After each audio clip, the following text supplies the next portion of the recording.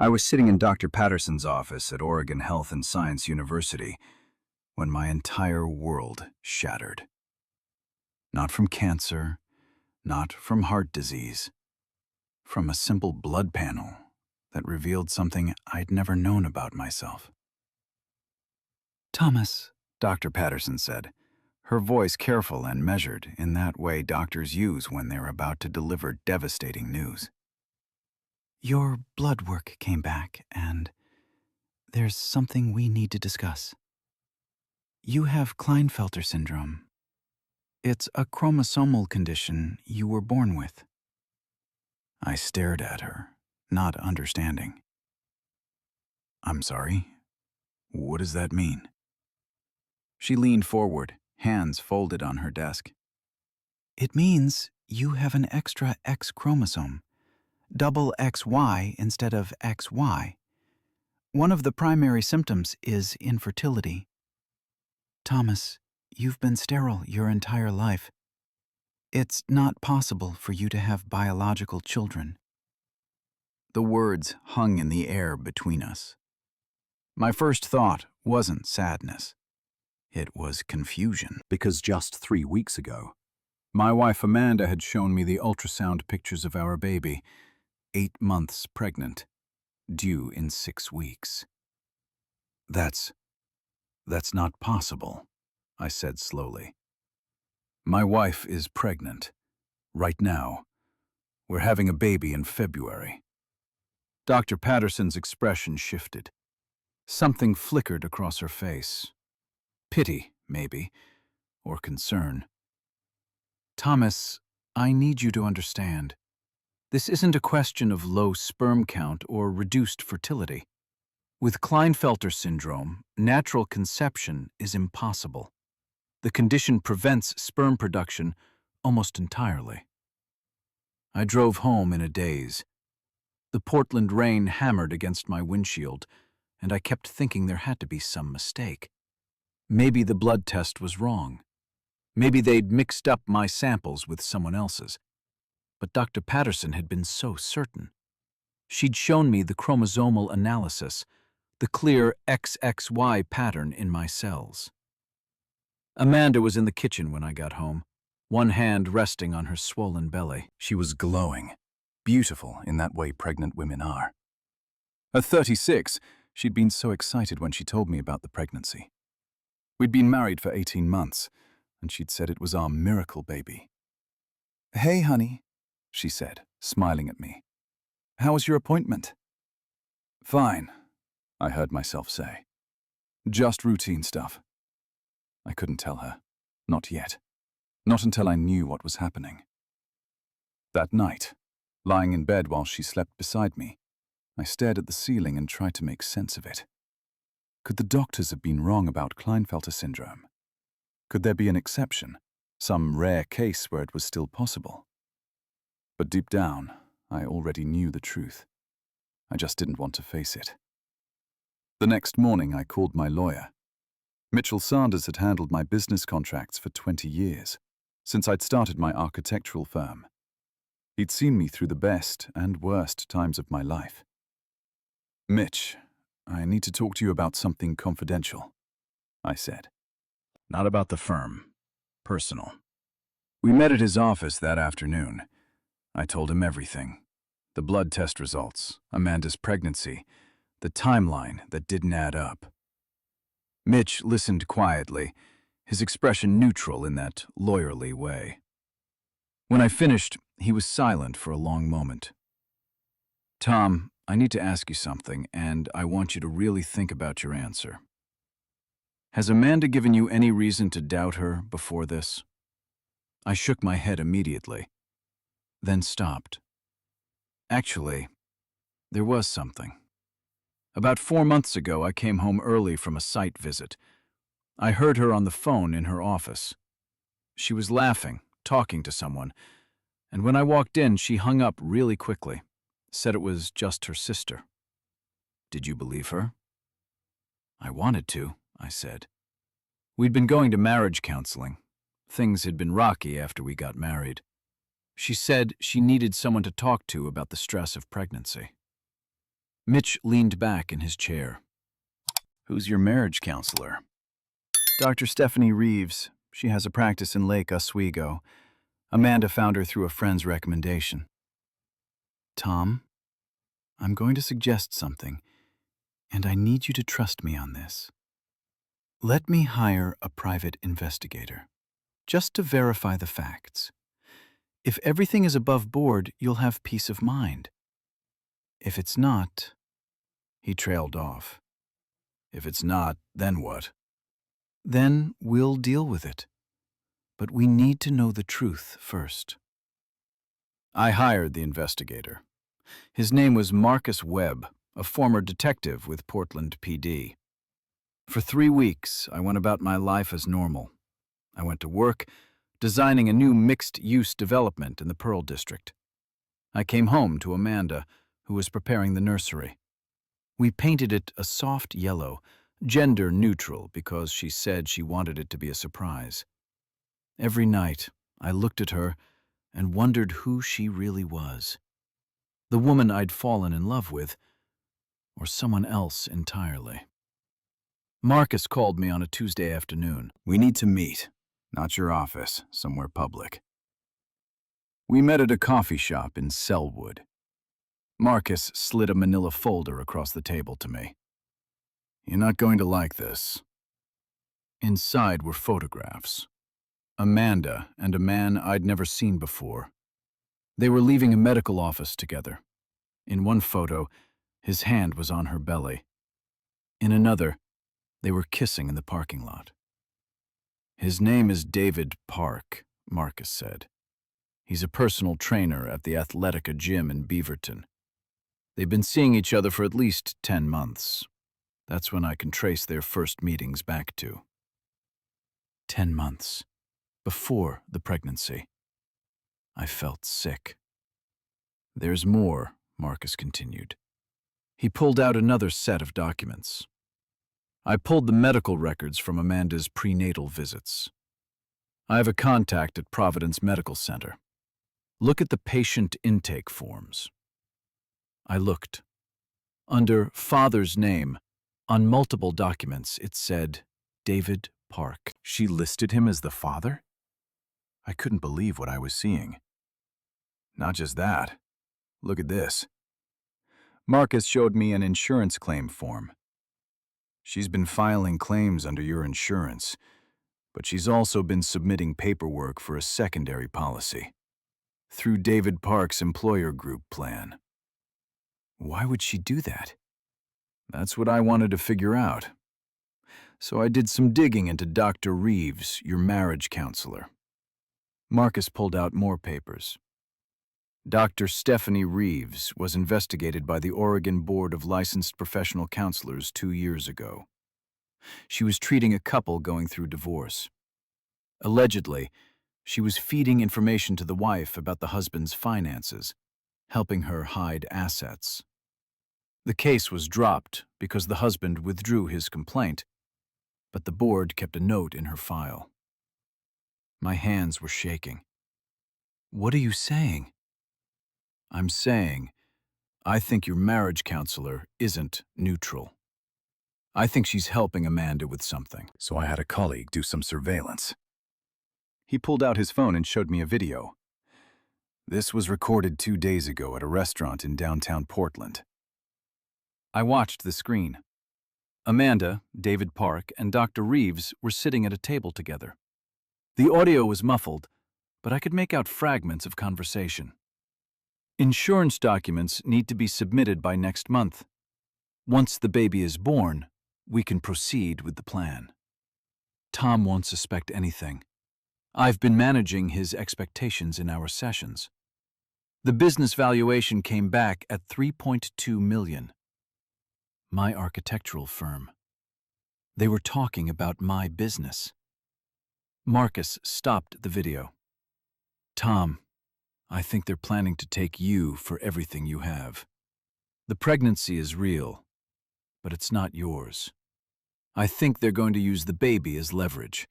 Maybe claim you need to provide for it even after the truth comes out. Maybe argue that you accepted paternity, so you're on the hook financially. but they know I'll demand a paternity test once the baby is born. That's what I thought, too. So I kept digging. Marcus pulled out one more document. 3 weeks ago, Amanda took out a life insurance policy on you.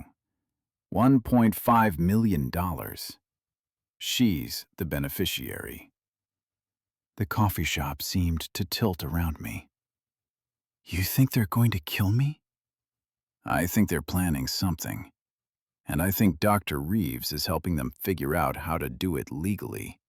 Or, at least, how to make it look legal. That night, I couldn't sleep. Amanda was next to me, snoring softly, one hand on her belly. The baby kicked visibly through her nightgown, and I felt a rush of sadness. That child was innocent in all of this.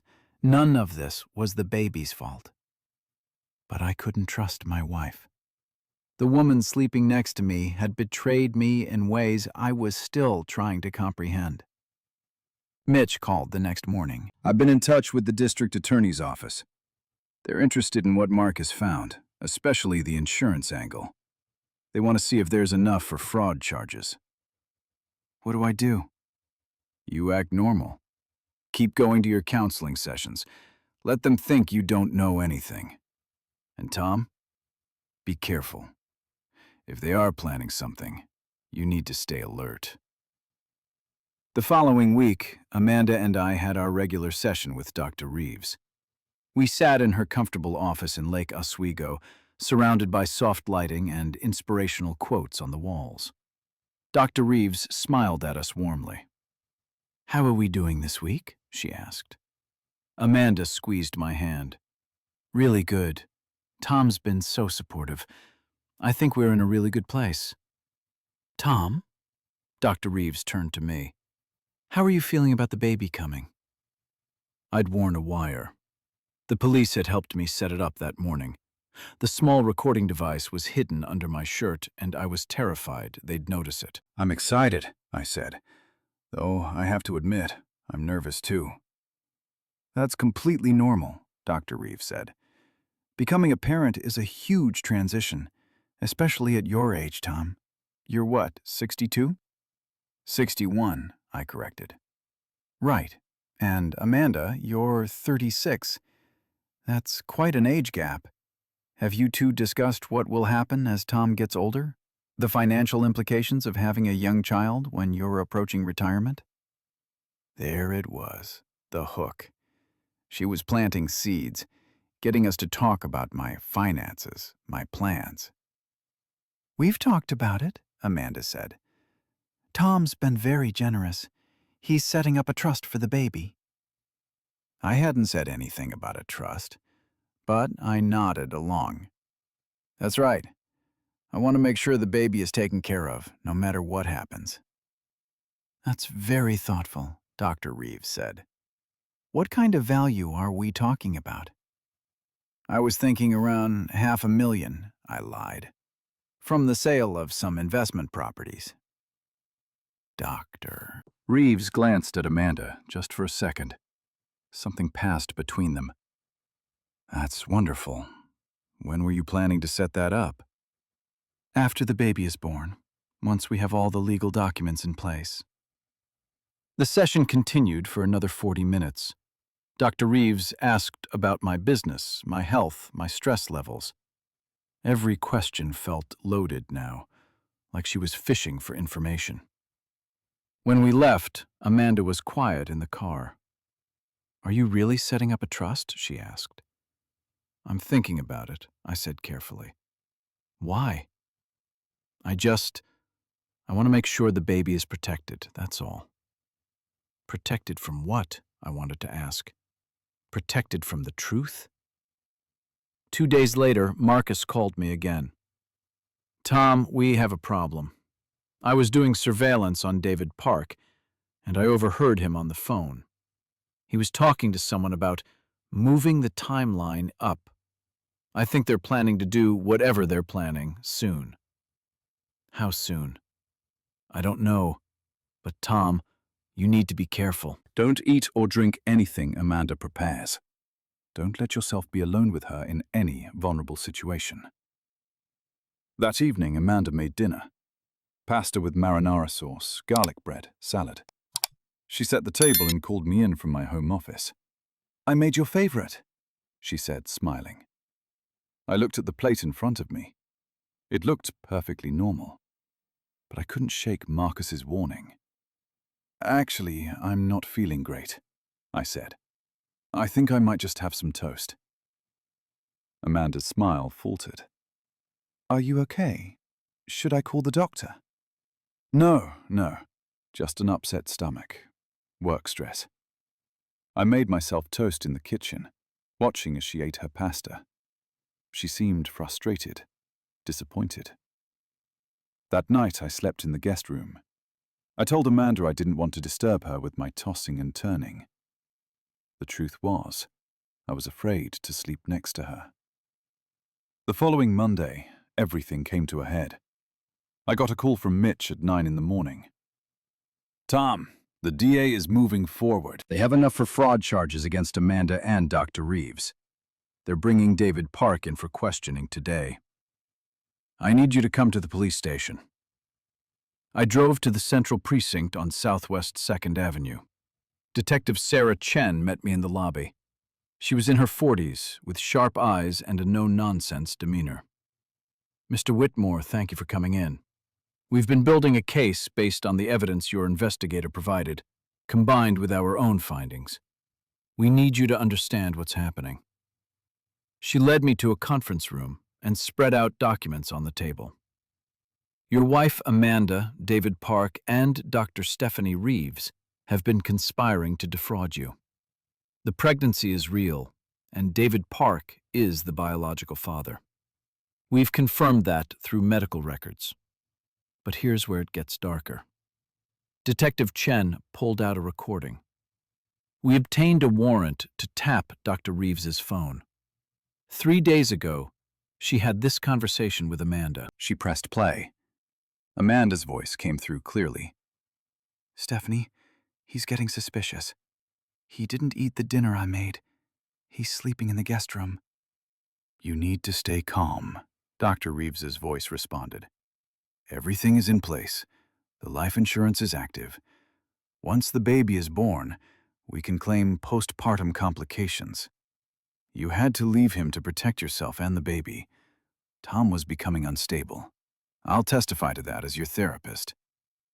"But what about the money? We need access to his accounts now." "David is handling that.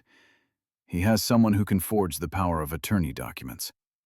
Once Tom signs them, thinking they're for the trust, we'll have control. Then it's just a matter of time." The recording ended. I felt like I might throw up. "They weren't planning to kill you directly," Detective Chen said.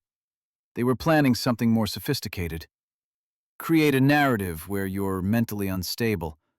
Get control of your finances through forged documents. Then eventually, have you declared incompetent or... Well, we found searches on Dr. Reeves's computer about accidental overdoses and how to make them look natural." "Jesus," I whispered. "We're arresting all 3 of them today. Amanda is being picked up at your house right now. I wanted you here so you wouldn't have to witness that." I sat in that conference room for 2 hours, while the world I knew collapsed around me. Detectives came and went, bringing updates. Amanda had been arrested without incident. David Park had tried to run, but was caught 3 blocks from his apartment. Dr. Reeves had calmly surrendered, asking for her lawyer immediately. Mitch arrived around noon and sat with me. "Tom, we need to talk about next steps. You're going to need to file for divorce. We'll need to secure your assets, change all your passwords, freeze joint accounts." "The baby," I said. "What happens to the baby?"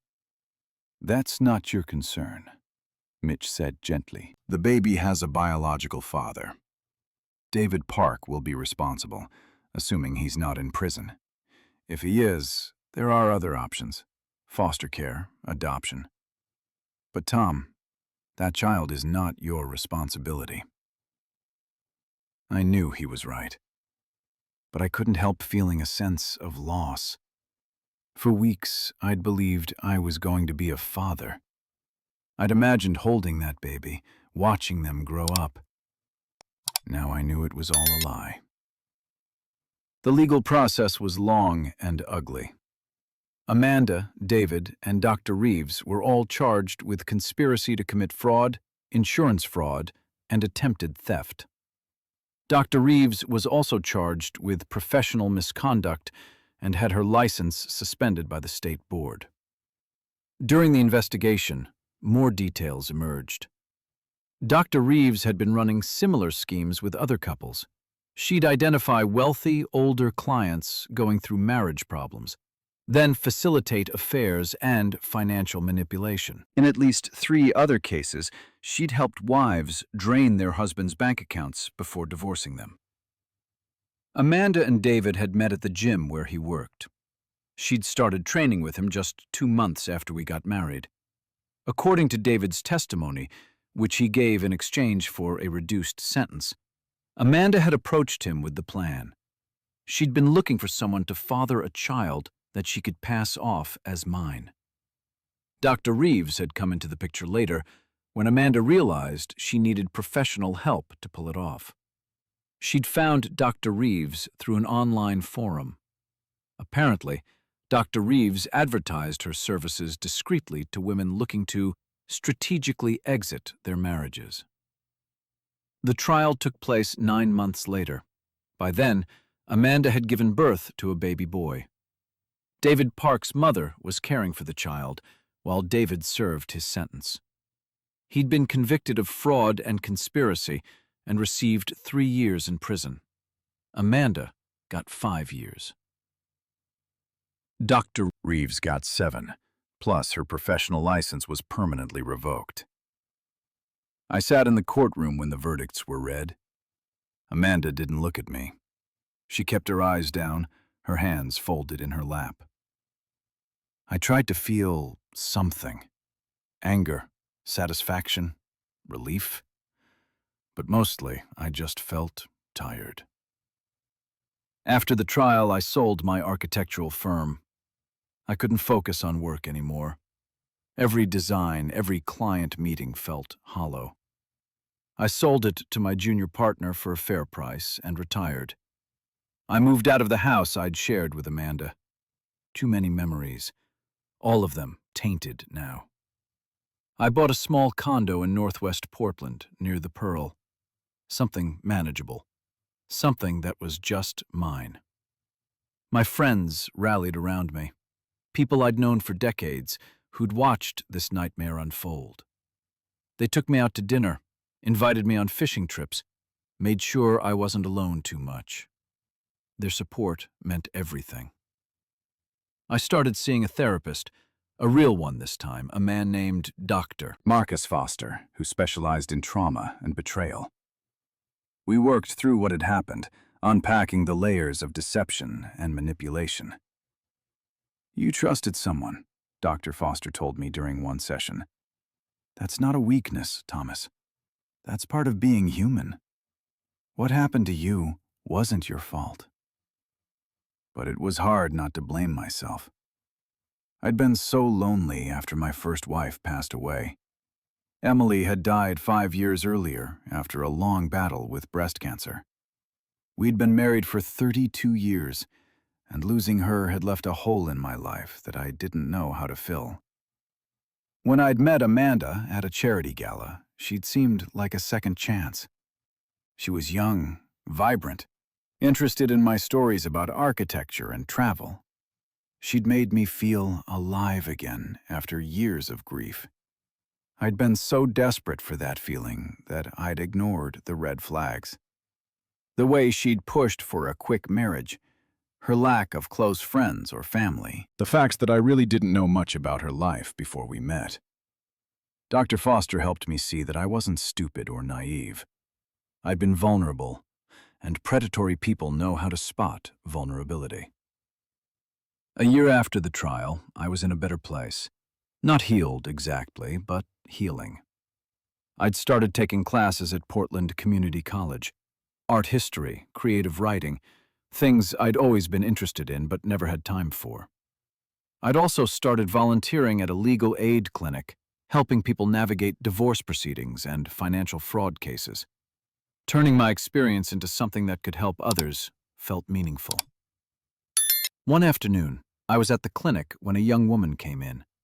She was crying, clutching a folder of documents. Her husband had cleaned out their bank accounts and disappeared. She had 2 kids and no idea how she was going to pay rent. I sat with her for 2 hours, going through her paperwork, explaining her options, connecting her with resources. When she left, she hugged me and thanked me through her tears. That night I realized something. What happened to me was terrible. It had broken me in ways I was still discovering, but it had also given me a strange gift. I understood what it felt like to have your life destroyed by someone you trusted. And that understanding meant I could help others who were going through the same thing. I'm 63 now. I live alone, and I'm okay with that. I have my routines, my volunteer work, my classes. I have friends who care about me. I have a therapist who keeps me grounded. Sometimes people ask if I'll ever date again, if I'll ever remarry. I don't know the answer to that. The idea of trusting someone that deeply again terrifies me.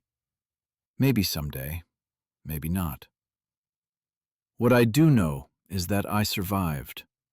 Amanda, David, and Dr. Reeves tried to take everything from me, my money, my dignity, my sense of reality. They didn't succeed. I'm still here. I'm still standing. And that has to be enough.